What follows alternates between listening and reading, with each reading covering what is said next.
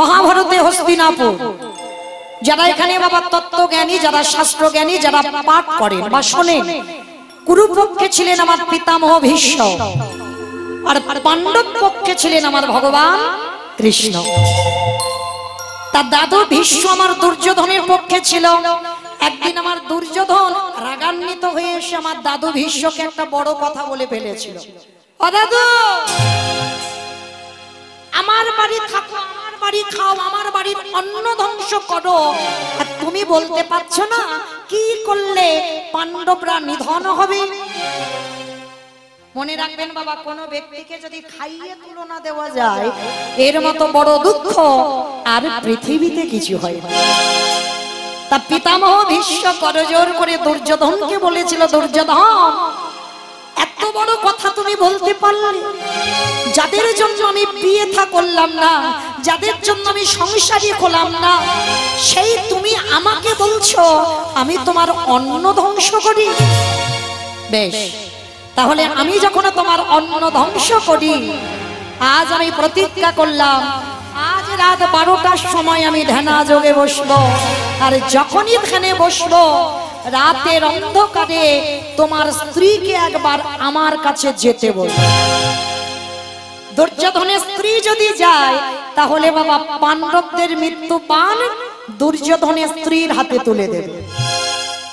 অমাইরা, এর থেকে আনন্দ আর কিছু হয়? আনন্দে গদগদ হয়ে দুর্যোধন যাচ্ছে স্ত্রীর কাছে। স্ত্রীর নাম কি? ভানুমতি। বা ভানুমতি ছুটতে ছুটতে যাচ্ছে। ও ভানু,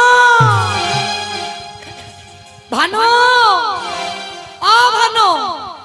যেই না ভানু বলে ডেকেছে, ভানু তো চমকে উঠেছে। অসময়ে স্বামী ডাকছে। কি ব্যাপার, হঠাৎ তুমি এ সময় আমায় ডাকছো ভানু? জানো, এই আজ রাত 12টার সময় আমার দাদু তোমাকে একবার দাদুর ঘরে যেতে বলে। যেই না কথাটা ভানুমতি শুনেছে, ছি ছি ছি ছি ছি ছি, তোমার কি কোনোদিন বিবেক বুদ্ধি হবে না?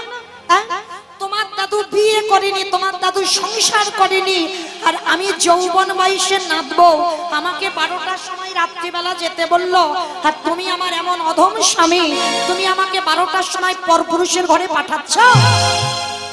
শোনো, আমি তো যাবই না, যদি দরকার হয় তো তুমি তোমার দাদুর ঘরে যাও। আচ্ছা বাবা, এই কথাটা দুর্যোধন জানে, আর দুর্যোধনের স্ত্রী ভানুমতি জানে। আর কি কেউ জানে? কেউ জানে? কৃষ্ণ। বাহ, এই যে আমি দাঁড়িয়ে আছি না, দেখতে সবাইকে পাচ্ছি। কে কীর্তন শুনছে, কে শুনছে না, কে গল্প করছে, কার অন্যদিকে মনকে বাড়ি যাবে সেই চিন্তা করছে, এটা আমি বুঝতে পারছি না। কিন্তু ওই যে ছেলেটা বাঁকা করে, বাঁকা হাতে কালো শস্য, খাতা কলমে হিসাব করে সময় মতো ঘরে পৌঁছে দেবে। তো আজকের ভগবানের তো চোখ কান সব খোলা, ও বেটা কোনোদিন ঘুমাই না, ছলনা করে। আজকে রাত 12টায় যাওয়ার কথা, দুর্যোধনের স্ত্রী যাবে না। তাহলে দুর্যোধন জানে, ভানুমতি জানে, আর ওদিকে আমার ভগবানের কানে খবরটা চলে গেছে। মনে মনে চিন্তা করছে, এই তো সুযোগ, আর এই সুযোগে আমাকে একটা কাজ গুছাতে হবে। রাত 12টায় যাবার কথা, এখন বাজে ঘড়ির কাঁটা রাত 11টা। আর রাত 11টার সময় ভগবান যাচ্ছে কোথায়? সখী,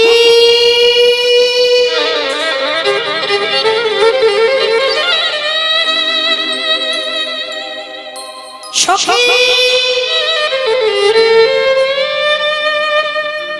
কাকে বলতো মা ভগবান সখী?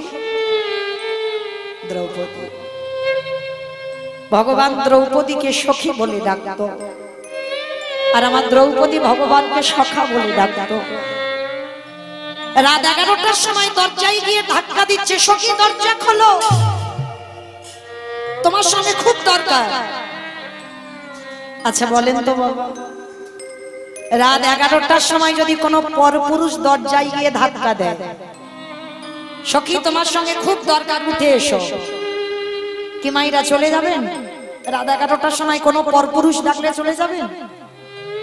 জানতে চাইবো না, কৈফিয়ত নেব না, কেন যাব, কি জন্য যাব, কিসের জন্য যাব, কত প্রশ্ন, কত কৈফিয়ত। কিন্তু দ্রৌপদীর কোনো প্রশ্ন নয়, কোনো কৈফিয়ত নয়। আমাদের মতো একটা দুটো স্বামী নয়, যে মেয়েটার পাঁচটা স্বামী ছিল।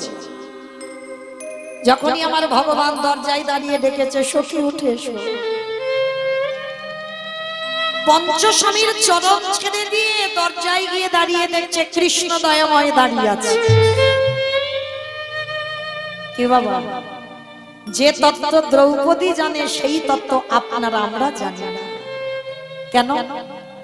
ভগবান যদি একবারে কারোর নাম ধরে বাঁশি বাজায়, কেবল বন্ধু কেবল বন্ধু, সকল মায়া ছিন্ন করে আমাদের চলে যেতে হবে। ভগবান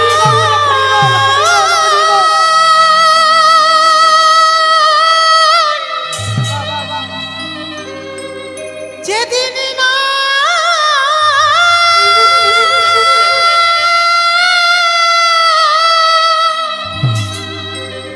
নামে ধরে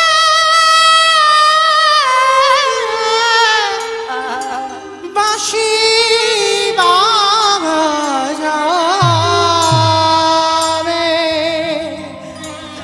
কি বলে বন্ধু কি বলে বান্ধা, সকলি ছেড়ে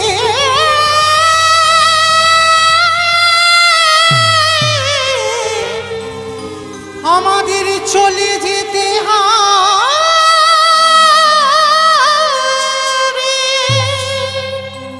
ভগবান যদি একবার বাঁশি বাজায় মা, আর কীর্তন গাওয়া হবে, আপনারা বসে কীর্তন শুনতে পারবেন? পারবেন না। তাহলে কৃষ্ণ যেই না ডেকেছে, দ্রৌপদী গিয়ে প্রশ্ন করছে, সখা এত রাত্রি তুমি ঘুমাওনি? ভগবান হাতটা ধরেছে, সখী চলো সখী, তোমার সঙ্গে খুব দরকার। আজকে তুমি যাচ্ছ না, যাচ্ছে ভানুমতি। ঘোমটাটা টেনে দাও, আর ভীষ্ম যেখানে ধ্যানে বসে আছে তুমি গিয়ে ভানুমতির গলায় কথা বলবে। আর একটা কথা, আমি যে তোমায় পাঠাচ্ছি আমার নামটা তুমি বলবে। ঠিক আছে, তাই হবে। আজকের ভগবান হাতটা ধরে টানতে টানতে নিয়ে যাচ্ছে। আর বাবা, ওই কাঠের জুতো যখনই হেঁটে যাচ্ছে একটা আওয়াজ হচ্ছে, খট খট খট খট খট আওয়াজ হচ্ছে। ভগবান বলছে, সখী তোমার জুতোর আওয়াজে আমার দাদুর ধ্যান ভেঙে যাবে, খুলে দাও। জুতোটা খুলে তুমি খালি পায়ে যাও। ঠিক আছে সখা, তুমি যখন বলছো তাহলে জুতো দুটো খুলেই যায়। তবে শোনো, আমি জুতো দুটো খুলে যাচ্ছি, তবে দেখো আমার জুতো দুটো তুমি একটু মনে বসে থেকো, আমার জুতো দুটো যেন কেউ নিয়ে চলে না যায়। হরি বল হরি বল। যেই না কথাটা বলেছে ভগবান আমার চমকে উঠেছে। এ কত বড় ভক্ত, আমার কাছে ওর জুতোর দায়িত্ব দিচ্ছে। রাধে, এই তো সুযোগ, আমাকে একবারে দেখতে হবে কত বড় ভক্ত। তা যেই না বাবা জুতো দুটো আছে, দ্রৌপদী একটু আড়াল হয়েছে। ভক্ত বৎসল্য ভগবান,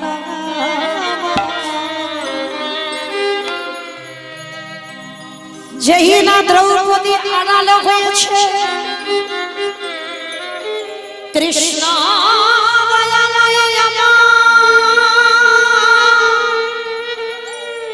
ওই দ্রৌপদীর জুতো জোড়া ভগবান বক্ষে ধরেছে। যে ভগবানের ভক্তি ছিল না, যে ভগবান কোনোদিন কাঁদতে পারত না, যেই না জুতো দুটো বক্ষে ধরেছে, যে ভগবানের প্রেম ছিল না, যে ভগবানের ভক্তি ছিল না, যেই না জুতোটা ধরা, ভগবানের চোখ দিয়ে আপনি থেকে নয়নের বাড়ি বিগলিত হচ্ছে। ওই চোখের জলে এলো বক্ষ দেশে, জুতোর তলায় যে ধুলো ছিল বক্ষটা কাদা হয়ে গেল। ওই কাদা বানাতে বানাতে এলো নাভি দেশে,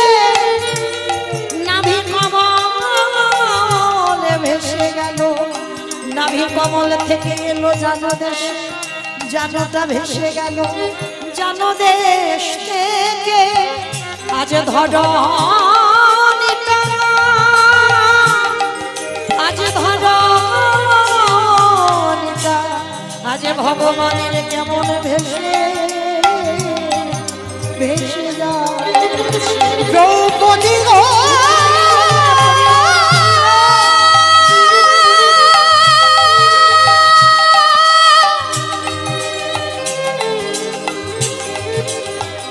জগতে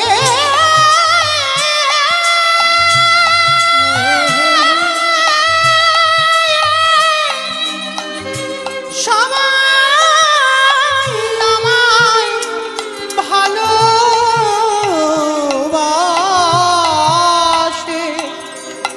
কিন্তু তোমার মতো করে আমায় কেউ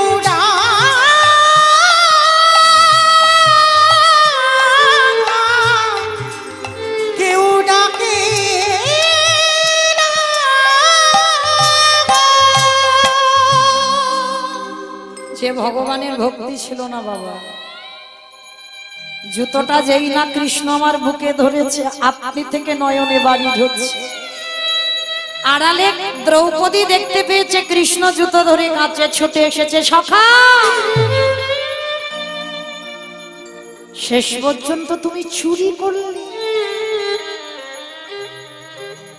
তুমি চুরি করলে কেন? তুমি তো চাইতে পারতে, চুরি করলে কেন?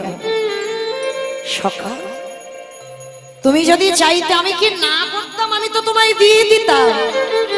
ভগবান অপলক নয়নে দ্রৌপদীর বদন পানে চেয়ে আছে। সখী আমি চুরি করেছি। হ্যাঁ তুমি চুরি করেছো, তুমি তো চেয়ে নাওনি, আমার কাছে চাওনি, মানে তুমি চুরি করেছো। আচ্ছা সখী আমি তোমাকে যদি বলতাম তোমার জুতো দুটো দাও, তুমি দিয়ে দিতে? কেন দেব না? কৃষ্ণ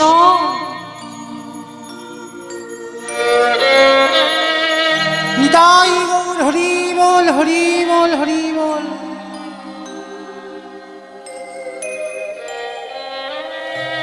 তুমি বোধহয় জানো না, তুমি আমায় ভুলে যেতে পারো, কিন্তু আমি তো তোমায় ভুলিনি। দ্রৌপদী বলছে তুমি আমায় ভুলে যেতে পারো, আমি তোমায় ভুলিনি। তুমি জানো আমার আগুন থেকে জন্ম, আমি অজনী সম্ভবা। যেদিন থেকে পৃথিবীর আলো দেখলাম সেদিন থেকে এই দেহ মন প্রাণ জীবন যৌবন তোমার চরণে দিলাম। সখা গো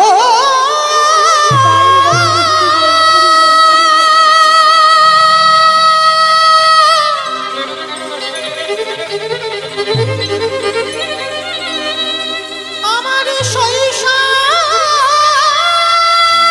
থেকে এই যৌবন অবধি আমি যে কৃষ্ণ ছাড়া কিছু জানি না।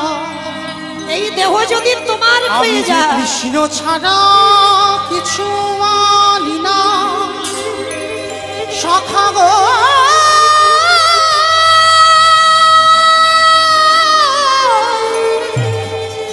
তুমি কি জানো না, এই দেহটা তো আমি তোমায় দিয়েছি।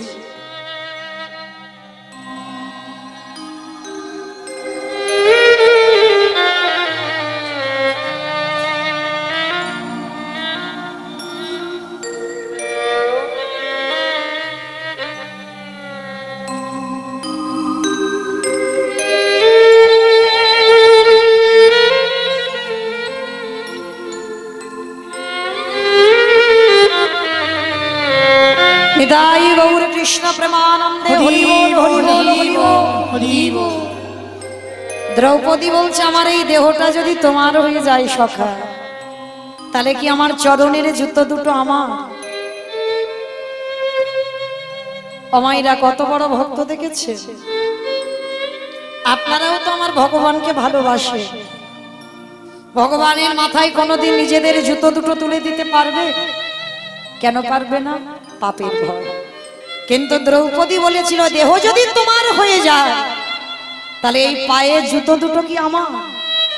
এ তো তোমার জুতো, তুমি ধরে কাঁদবে, তে আমার আপত্তি করার কি আছে? এইবার ভগবানের মাথায় দ্রৌপদী জুতো তুলে দিয়েছে। ভগবান মাথায় নিয়ে বাবা দাঁড়িয়ে দাঁড়িয়ে কাঁদছে। সখী তুমি দেরি করো না, এবার যাও। যেই না ভীষ্মের কাছে গেছে বাবা, সেদিন আমার ভগবান কিন্তু প্রমাণ পেয়ে গেল ভক্তের চরণ ধুলাইলে ভক্তি আসে। এইবার গিয়ে যেই না দাঁড়িয়েছে, ভীষ্ম ধ্যানাযোগে ছিল, মাথায় হাত দিয়ে বর দিল, তোমার শীতের সিঁদুর, তোমার হাতের শাখা অক্ষয় থাকবে। কাকে বর দিল? দুর্যোধনের স্ত্রীকে। কিন্তু বরটা নিল কে? দ্রৌপদী। আর বাবা কৃষ্ণ বলে দিয়েছিল, তুমি কিন্তু তোমার গলা বের করবে না, তুমি ভানুমতির গলা বের করবে। আর এত ভালো আনন্দের কথা, আর কি বাবা নকল গলা থাকে? দ্রৌপদী একেবারে আনন্দে লাফ দিয়ে উঠেছে। আর যেই না লাফ দিয়ে ওঠা, সঙ্গে সঙ্গে বাবা ভীষ্মের ধ্যান ভেঙে গেল, চমকে উঠল। কি দ্রৌপদী, এখানে কে তোমাকে আসতে বললো? এখানে তো তোমার আসার কথা নয়, এখানে দুর্যোধনের স্ত্রীর আসার কথা। সত্যি করে বলো, তোমাকে কে পাঠিয়েছে? আর দেখবেন বাবা, চোর যখন ধরা পড়ে যায় তার অবস্থাটা দেখলেই বোঝা যায়। বোঝা যায় না? তা বারবার বাবা ওই দরজার দিকে তাকাচ্ছে কেন? ও বেটা তো ওখানে দাঁড়িয়ে আছে, আর ওই দরজা দিয়ে বলছে, সখী তুমি আমার নামটা কিন্তু বলবে না, দাদু যেন বুঝতে না পারে। আর কৃষ্ণ আড়াল হয়েছে, আর দ্রৌপদী ধরা পড়ে গিয়ে বারবার দরজার দিকে তাকাচ্ছে। ভীষ্ম রেগে গিয়ে বলছে, ওদিকে কি দেখছো? আমার দিকে তাকিয়ে বলো, তোমাকে এখানে কে পাঠালো? কে যেন ভীষ্মের বিবেকে বলে উঠল, ভীষ্মদেব। আচ্ছা বাবা, এই জায়গাটা ভাবেন, যার ইচ্ছা মৃত্যু, মানে ইচ্ছা করলে ভীষ্ম মরবে, আর ইচ্ছা যদি না করে ভীষ্মের মরণ হবে না, তাহলে সেই ভীষ্ম কি জানে না যে কথাটা আমি জানি, দুর্যোধন জানে, দুর্যোধনের স্ত্রী জানে, ওই কথাটা আর একজন জানতে পারে? সেটা কি ভীষ্ম বুঝতে পারছে না? আর দ্রৌপদী দরজার দিকে বারবার তাকাচ্ছে, মানে ওখানে কেউ না কেউ আছে। ভীষ্ম ভালো করে বুঝতে পারছে, কিন্তু কেউ যেন ভীষ্মের মনকে বলছে, ভীষ্মদেব যে চরণ পাবারে লাগি যোগী মনি ঋষি যুগ যুগ ধরে কাঁদে, আজ গিয়ে একবারে তুমি দরজায় দেখে এসো, তোমার দরজায় কে দাঁড়িয়ে আছে। ভীষ্মের মন বলছে, এক পা দুপা করে দরজার কাছে গেছে, আরে আড়ালে গিয়ে দেখে না কৃষ্ণ চুপটি করে দাঁড়িয়ে আছে।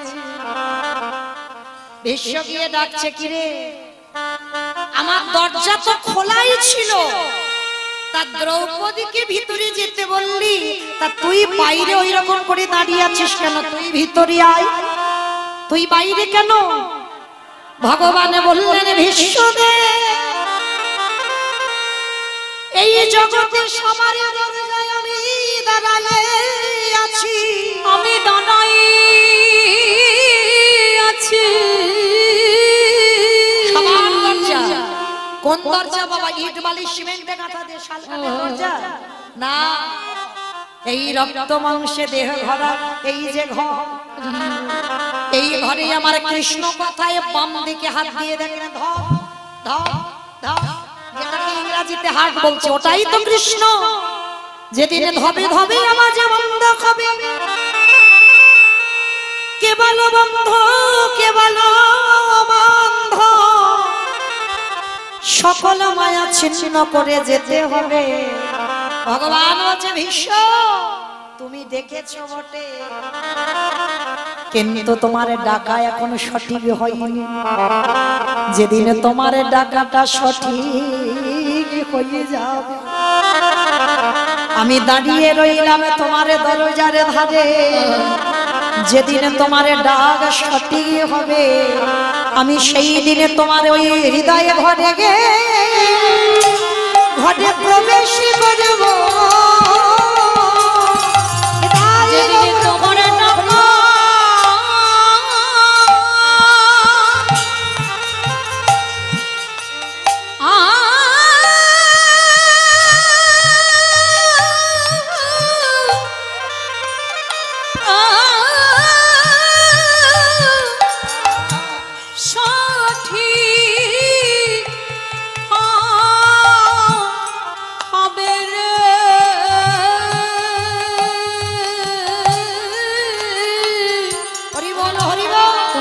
তোমার দরে যা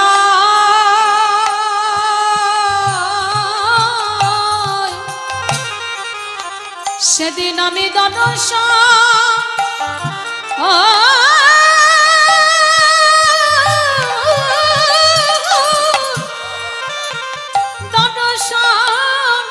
দেব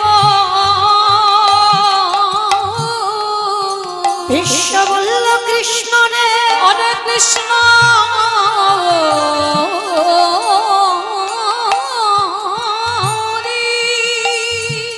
আজ যেমন করে দরজায় দাঁড়িয়ে রইলি আসতে হবে না তুই অমনি করে দাঁড়িয়ে থাক কিন্তু মনে রাখিস কৃষ্ণ যেদিন আমার চলার চরণ বতির হবে যেদিন আর আমি ভালোভাবে দাঁড়াতে পারবো না যেদিন আমার হাত দুখানা তোর চরণে তুলসী দেবে না যেদিন আমি কানে আর কৃষ্ণ নাম শুনব না যেদিন আমি চোখে আর কিছু দেখব না যেদিন আমি জিহ্বায় কৃষ্ণ নামে বলব না জিহ্বায় কৃষ্ণ নামে বলব না যেদিন আমি মনে করব আমার ইচ্ছা মৃত্যু কৃষ্ণ রে কথা দে এমনি করে তুই দাঁড়াই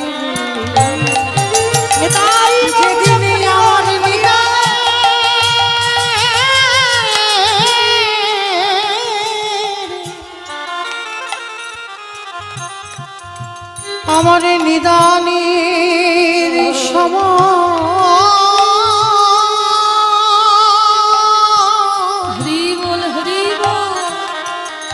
সময় হবে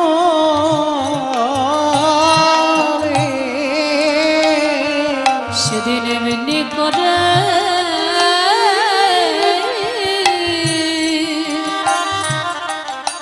তুই দাঁড়াই ওরে কৃষ্ণ রে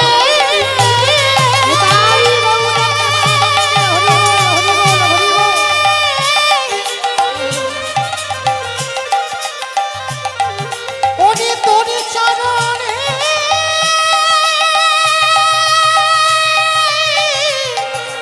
জানাই